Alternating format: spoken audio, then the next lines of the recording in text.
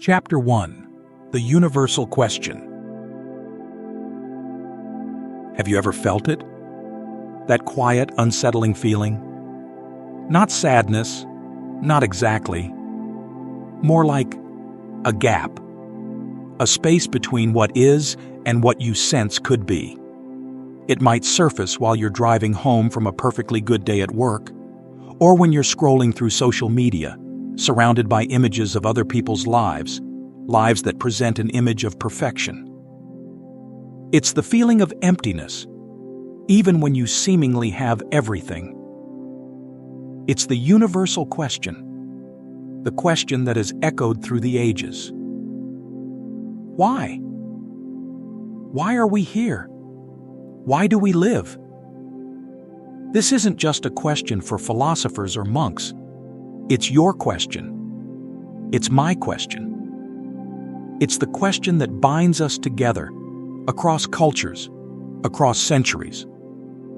It's what makes us stare at the ceiling at 3 a.m., wondering about our purpose. Let's consider an even broader question. Why do humans exist at all? Was it a cosmic accident? A random collision of particles that, against all odds, resulted in conscious beings capable of pondering their own existence? Or is there a cosmic purpose, a grand design that we're a part of? This is a question that has been debated for centuries. Scientists point to the anthropic principle, the idea that the universe's fundamental constants, things like the strength of gravity and the charge of an electron, are so finely tuned that even the slightest variation would have made life impossible. It's like the universe was designed for consciousness to emerge. But is that proof of a designer? Or simply a reflection of our own limited perspective? The Buddha's response to this grand cosmic question was surprisingly practical. He said, "The beginning point is not evident." He didn't get caught up in endless speculation about origins. Instead, he focused on what we can know, what we can experience, the reality of suffering and the possibility of liberation from that suffering. He confronted this question directly. He was a prince, Siddhartha Gautama. He had everything: utmost refinement, servants catering to his every whim, a life of luxury and ease. And yet, he lived in refinement, utmost refinement. Yet I thought, this is not the way to freedom. He saw through the illusion. He recognized that even the most pleasurable, protected existence couldn't shield him from the fundamental truths of life: aging, sickness, death. And perhaps most importantly, that nagging sense of dissatisfaction, that feeling that something was profoundly missing. This feeling isn't a sign of weakness. It's not a personal failing. Research on the hedonic treadmill shows that wealth, beyond a certain point of basic needs, doesn't increase happiness. We adapt.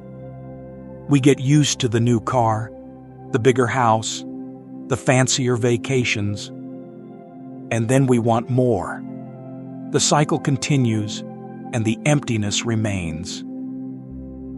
This realization, this profound discomfort, drove Siddhartha to leave his palace. He embarked on a search that nearly killed him. He spent 6 years practicing extreme austerities, pushing his body to the limits of endurance. He starved himself, deprived himself of sleep, seeking enlightenment through self-denial. But the extremes didn't work. He discovered what is known as the middle way, the understanding that neither indulgence nor extreme self-mortification leads to true understanding. It was under the Bodhi tree, after abandoning those extremes, that he finally found what he was looking for. Not by denying the world, but by understanding it, by understanding himself. Neuroscience confirms that extreme states can alter brain function, but rarely lead to sustainable insights. While practices like fasting or sleep deprivation can induce altered states, they don't necessarily provide the tools for lasting transformation. The Buddha's path wasn't about escaping reality. It was about facing it, fully and completely. It was about understanding the nature of suffering, the nature of the mind, and the nature of existence itself. So, if having everything doesn't bring lasting happiness, and if the origins of the universe remain a mystery, what is the purpose of our existence? The Buddha's answer might surprise you. Chapter 2: The Precious Human Life. If the vastness of the universe, and our very brief time within it, leaves you feeling small, Buddhism offers a profoundly different perspective.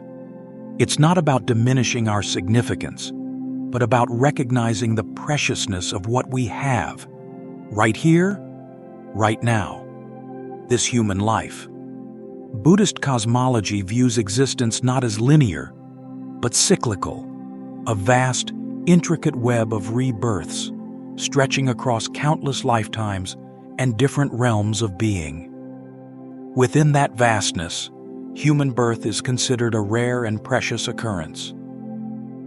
Imagine a vast ocean. In that ocean, there's a single golden ring floating on the surface.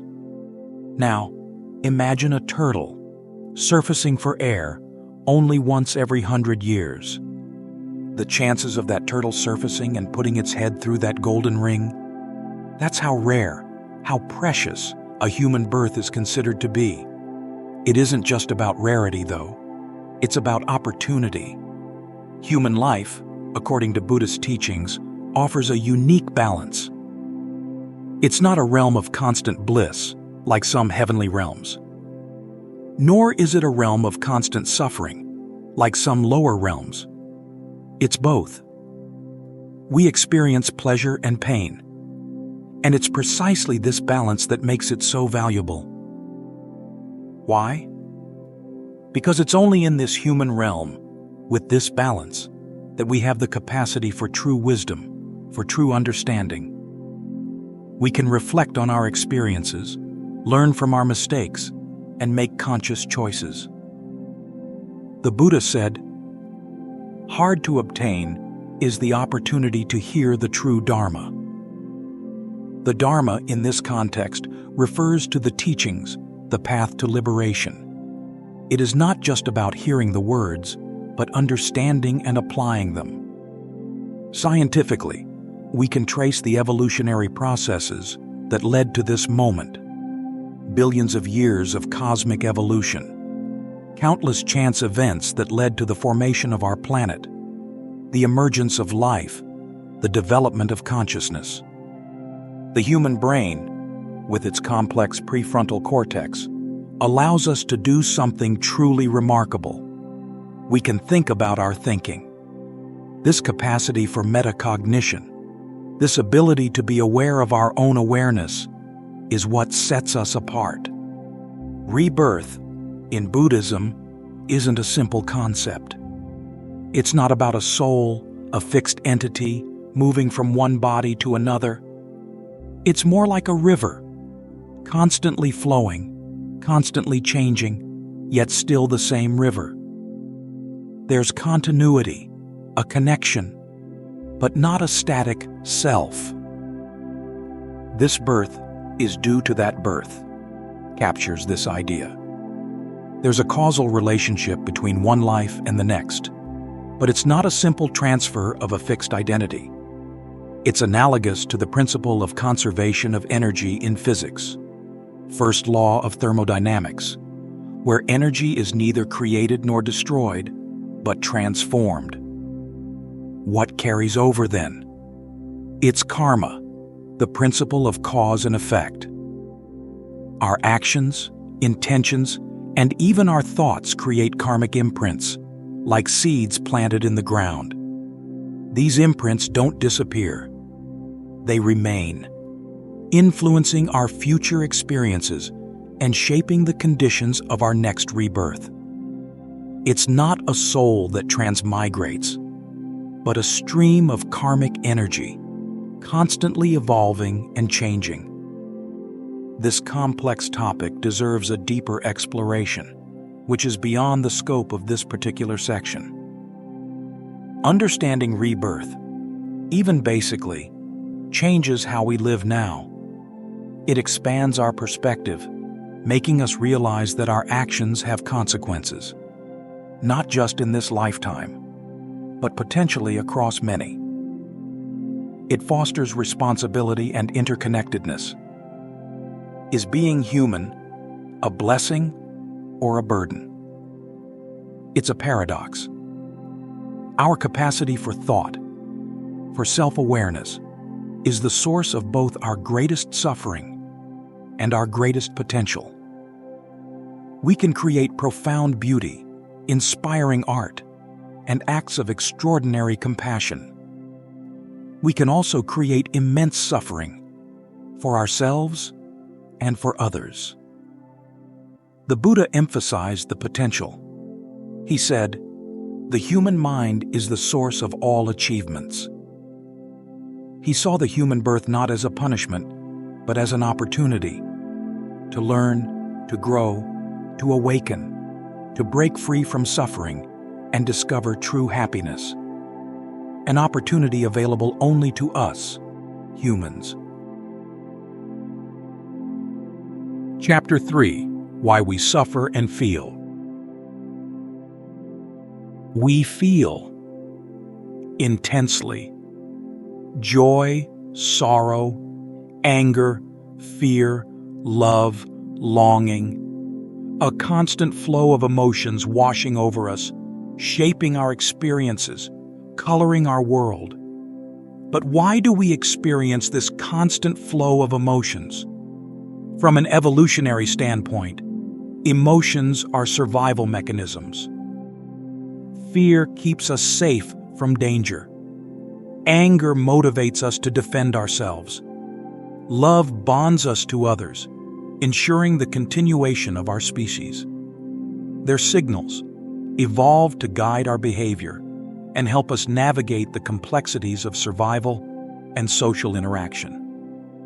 But Buddhism offers a deeper perspective.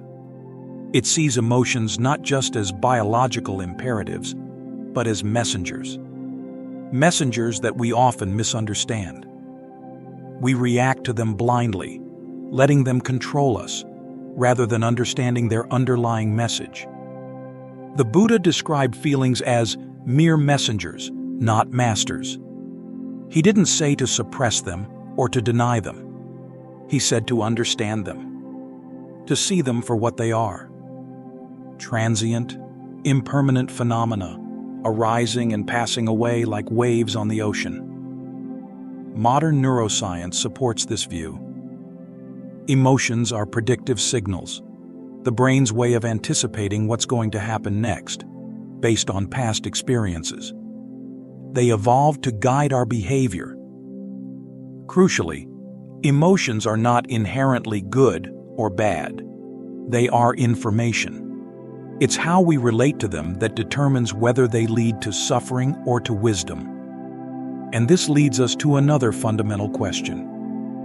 Why do we suffer? Suffering is not simply about physical or emotional pain. Pain is inevitable. It's a part of life. Sickness, loss, injury. These are unavoidable realities. Suffering, however, is different.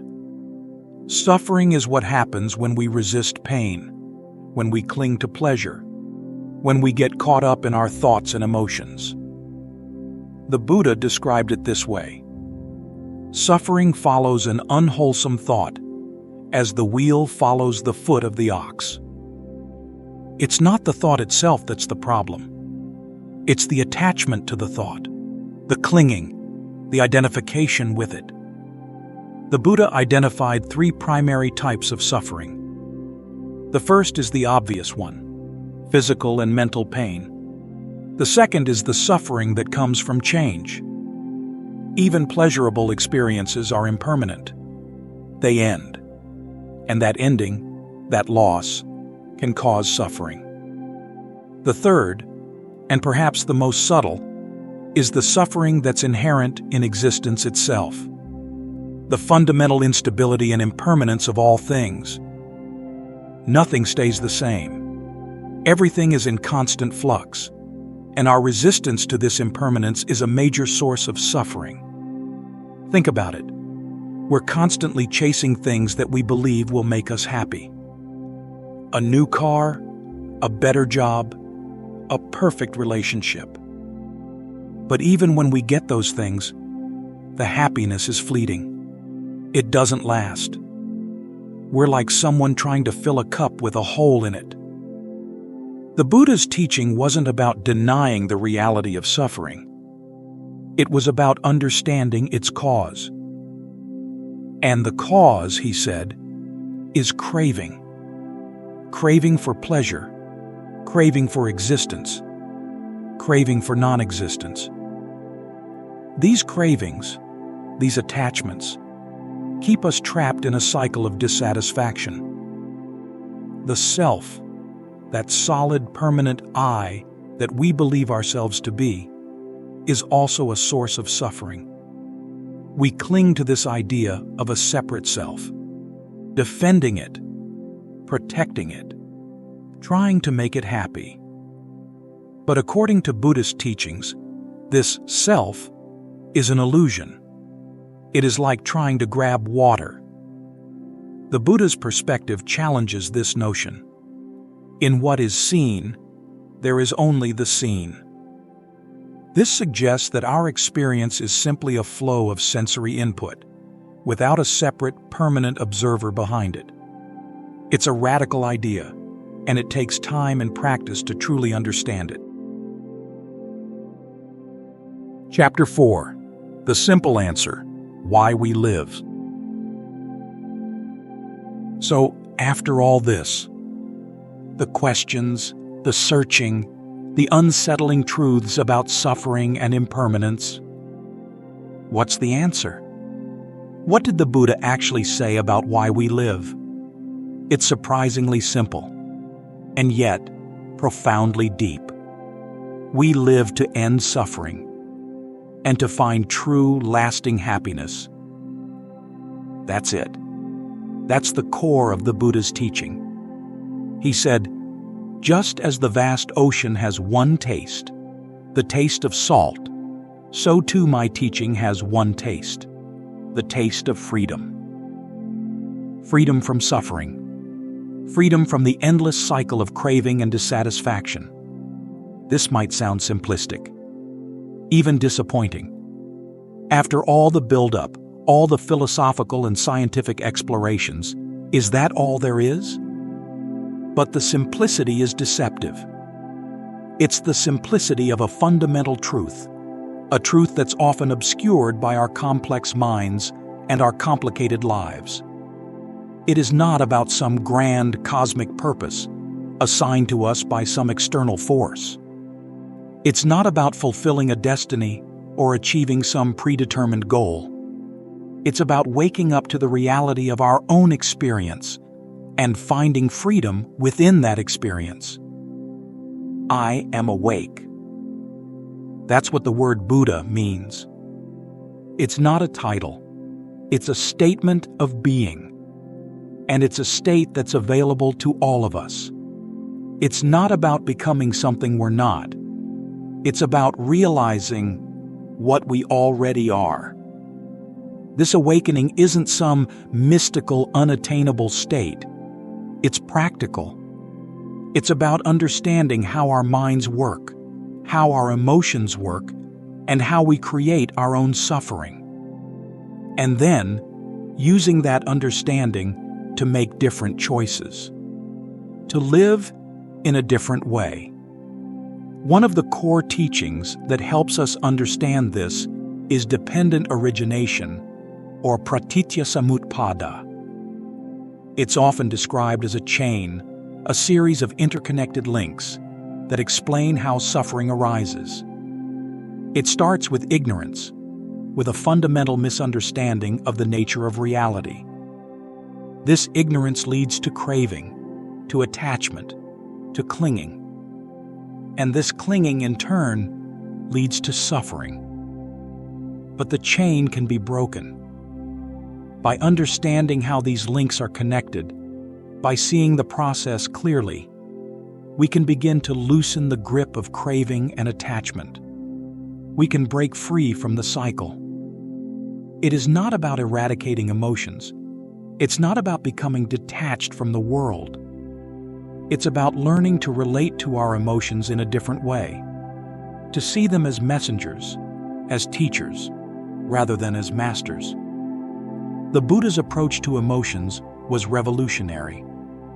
He didn't say to suppress them or to indulge in them. He said to understand them, to be present with them, to observe them without judgment. Do not pursue the past. Do not lose yourself in the future, he taught.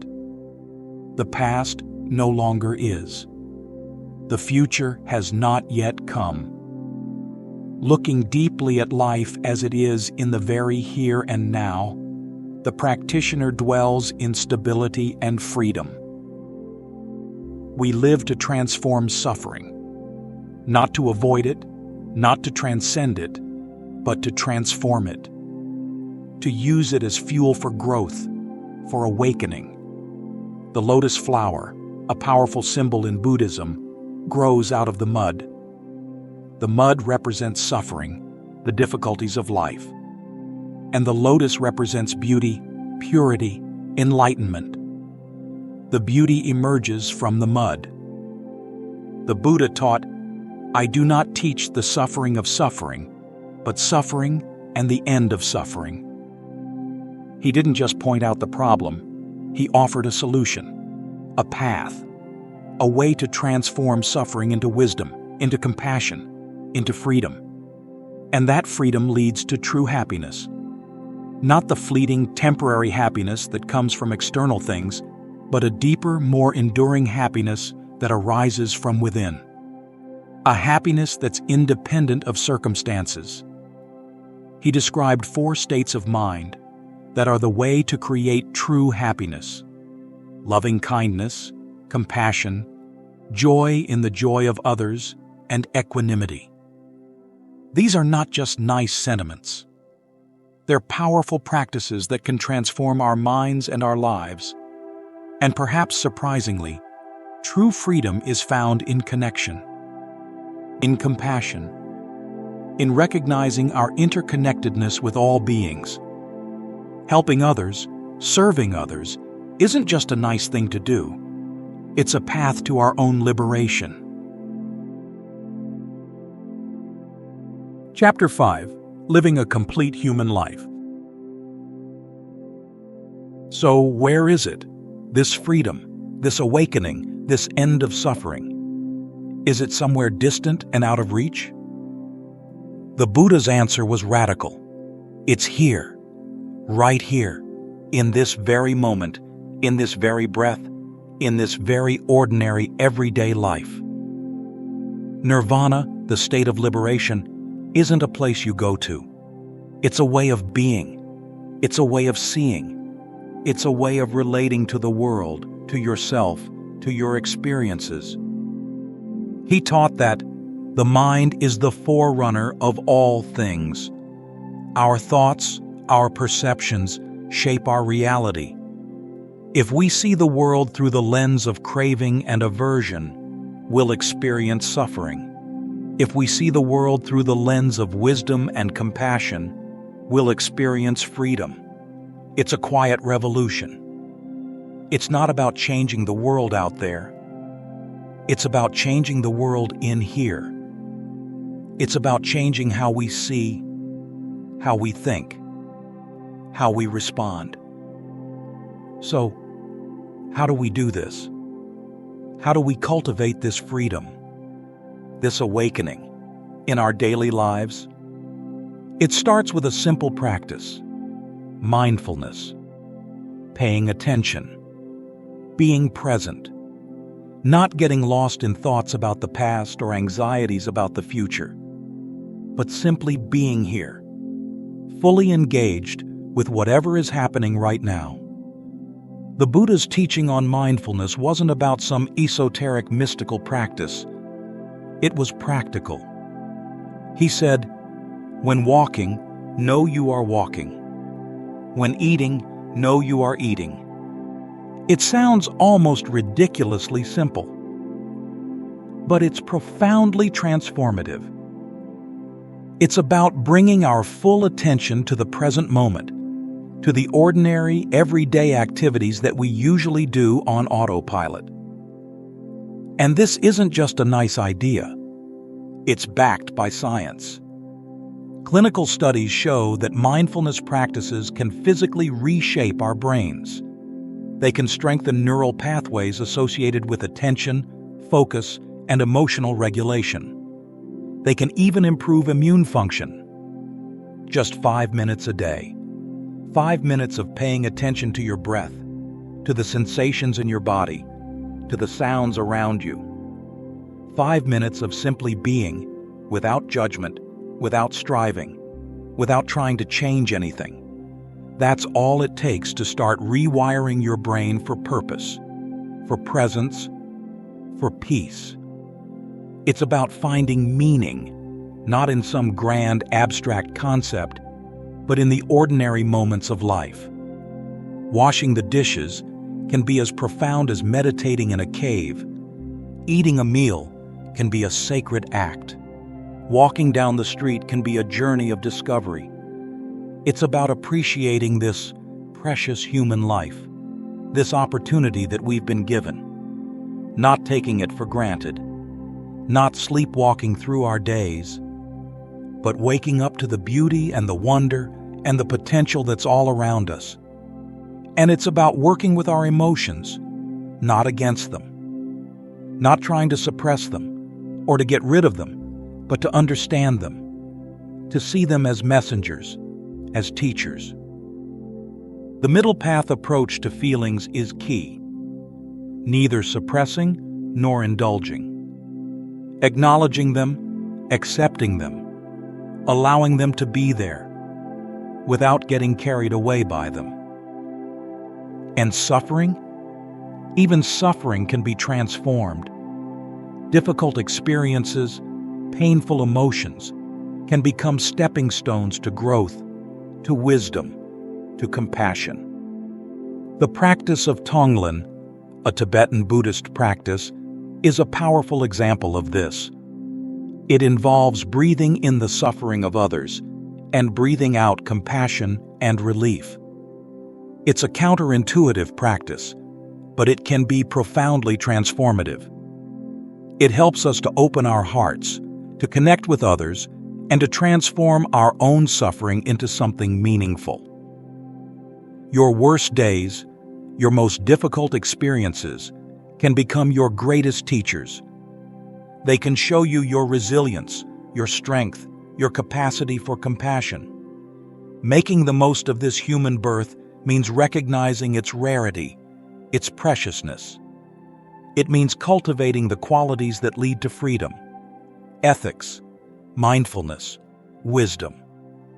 These work together, like the three legs of a stool. They support each other. The Buddha's final message was, "Be a light unto yourself." He didn't say to follow him blindly.